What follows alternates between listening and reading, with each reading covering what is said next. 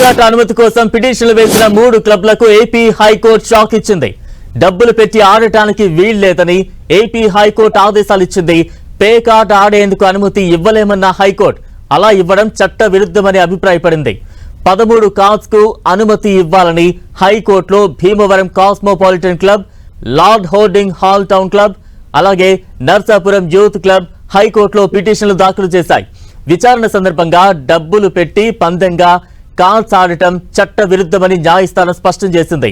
డబ్బులకు పేకాట ఆడటానికి వీల్లేదని, అలా ఆడితే అది గ్యాంబ్లింగ్ యాక్ట్ సెక్షన్ 3(4) కింద చట్ట విరుద్ధ చర్యగా పరిగణించి కేసులు నమోదు చేయాల్సిందే అని తెలిపింది.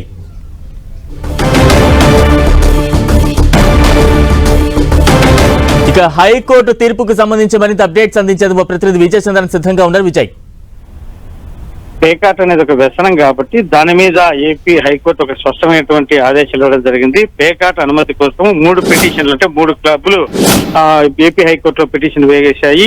13 కార్డ్స్ అనుమతి ఇవ్వాలా అని చెప్పేసి కోర్టులో ఈ పిటిషన్లు దాఖలు చేశాయి. Bhimavaram cosmopolitan club, Bhimavaram lord hoarding hall town club, Narasapuram youth club ఇవి వేసిన పిటిషన్ల మీద ఏపీ హైకోర్టు కీలకమైనటువంటి ఆదేశాలతో పాటు పలు కీలకమైన వ్యాఖ్యలు కూడా చేయడం జరిగింది.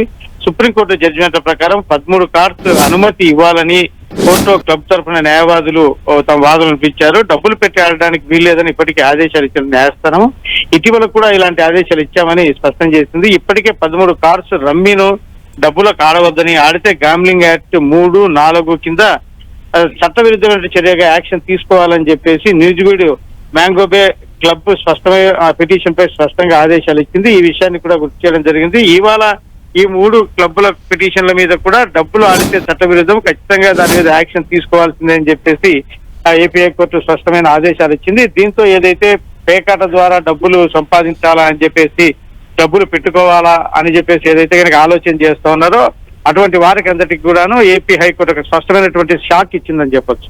Right, thank you Vijay.